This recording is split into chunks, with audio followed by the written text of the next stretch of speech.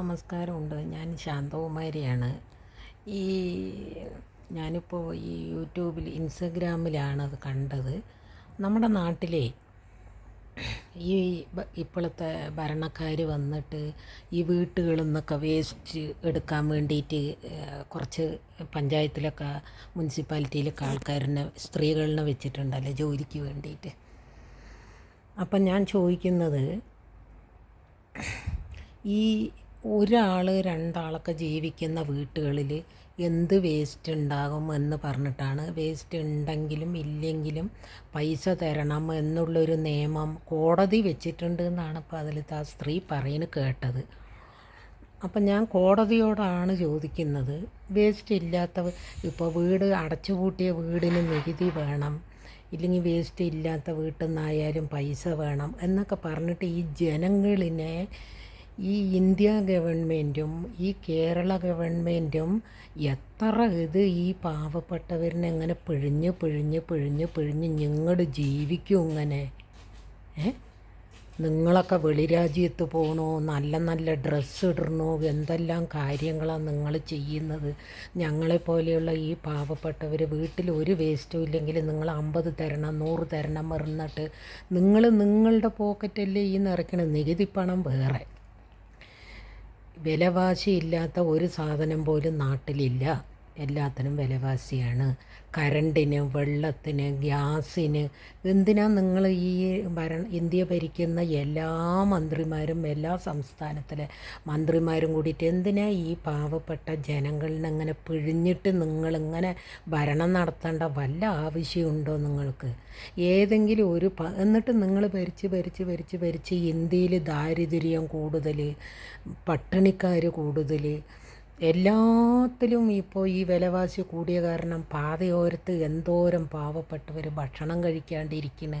അവർക്കൊക്കെ ഈ യൂട്യൂബ് വരുമാനക്കാരും ഇവരെല്ലാം ഓരോന്ന് ചെയ്യുന്നത് കൊണ്ട് ഞാനതിൽ ഭയങ്കര സന്തോഷം കണ്ട്. കാരണം പട്ടിണി കിടക്കുന്നവർക്ക് യൂട്യൂബ് ചാനലിൽ നിന്ന് കിട്ടുന്ന വരുമാനത്തിൽ നിന്ന് ഒരു ഓഹരി അവരെല്ലാവരും ചെയ്യണ്ടല്ലോ എന്ന് ഞാൻ ചിന്തിക്കുന്നുണ്ട്. ഇത് നിങ്ങൾ എന്താ ഈ കാണിച്ചു കൂട്ടണമെന്ന് എനിക്കറിയില്ല. അതിലൊരു അപ്പച്ചൻ പറഞ്ഞത് എന്തായാലും എനിക്ക് വളരെ ഇഷ്ടപ്പെട്ടു. എൻ്റെ വീട്ടിൽ വേസ്റ്റ് ഇല്ല, പിന്നെ ഞാൻ എന്തിന് പണം തരണം എന്ന് ചോദിച്ചപ്പോൾ കോടതി നിയമമാണ് എന്നാണ്. അതിലൊരാണിൻ്റെ ശബ്ദവും കേട്ടു, ഒരു പെണ്ണിൻ്റെ ശബ്ദവും കേട്ടു.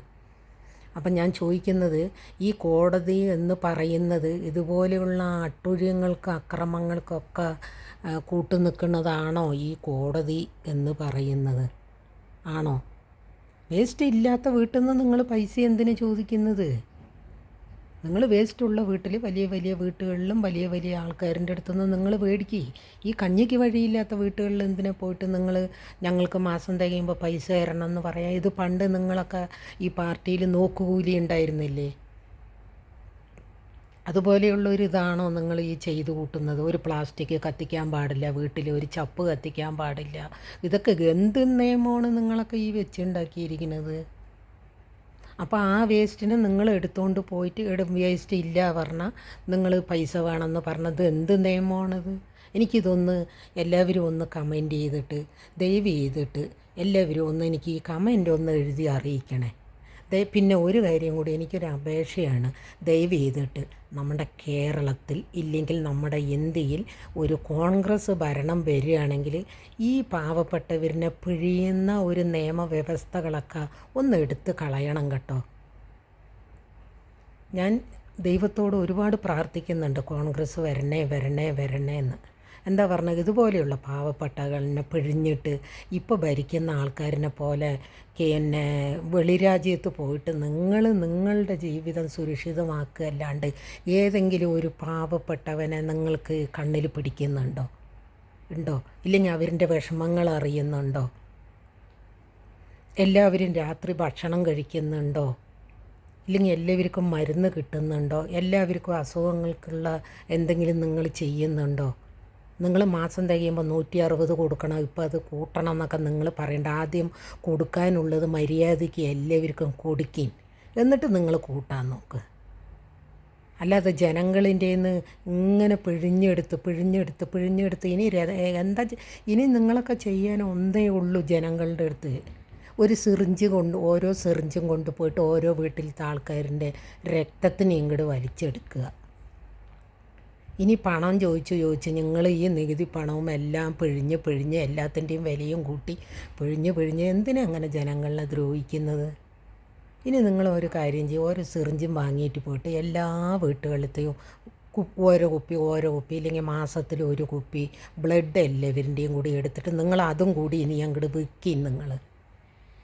എന്നല്ലെങ്കിൽ ഇന്ത്യയും കേരളവും ഒക്കെ അങ്ങോട്ട് ഇതാവട്ടെ, അങ്ങോട്ട് നിങ്ങളുടെ ഭണ്ഡാരം അടങ്ങട്ടെ.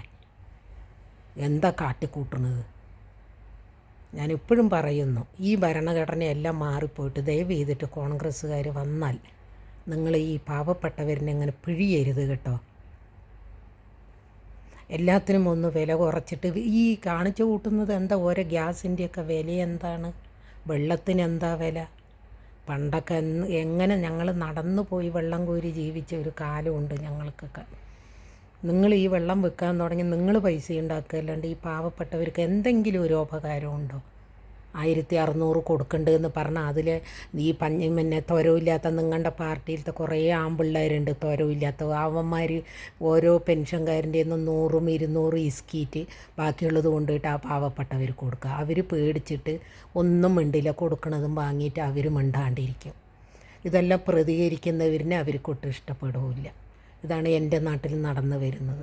അത് കാരണം ഞാനും എൻ്റെ നാട്ടുകാരും എപ്പോഴും ചേരുകയില്ല. എനിക്ക് കണ്ണിൻ്റെ ദൃഷ്ടിയിൽ കണ്ടുകൂടാ പിള്ളേരിനെ ഒന്നും. എന്തിനാ അങ്ങനെ പാവപ്പെട്ടവരിനെ നിങ്ങൾ 1600 കൊടുക്കണ്ടു എന്നും പറഞ്ഞിട്ട് നിങ്ങളുടെ പഞ്ചായത്തിൽ നിന്ന് എന്തിനാ അങ്ങനെ കൊടുക്കണം? പണ്ടെല്ലാം പെൻഷൻ കൊടുത്തിരിക്കുന്നത് പോസ്റ്റ് ഓഫീസ് വഴിയല്ലേ. എന്താ അങ്ങനെ കൊടുത്തെങ്കിൽ? ഇല്ലെങ്കിൽ ഇപ്പോൾ പോസ്റ്റ് ഓഫീസിൽ അല്ലെങ്കിൽ ബാങ്കിൽ കൊടുത്തൂടെ? എന്തിനാ നിങ്ങൾ നിങ്ങളുടെ ആൾക്കാരിൻ്റെ കയ്യിൽ കൊടുത്തിട്ട് അതൊന്ന് 200 300 ഈ സ്കീറ്റ് അവർക്ക് പൈസ ഉണ്ടാക്കാൻ വേണ്ടിയിട്ട് ഒരു നിയമം വെച്ചിരിക്കുന്നത്? ഈ ജനങ്ങൾക്ക് ഇനിയും നേരം വെളുത്തിട്ടില്ലാത്ത കുറേ ജനങ്ങളും വെറുത്തുപോയി.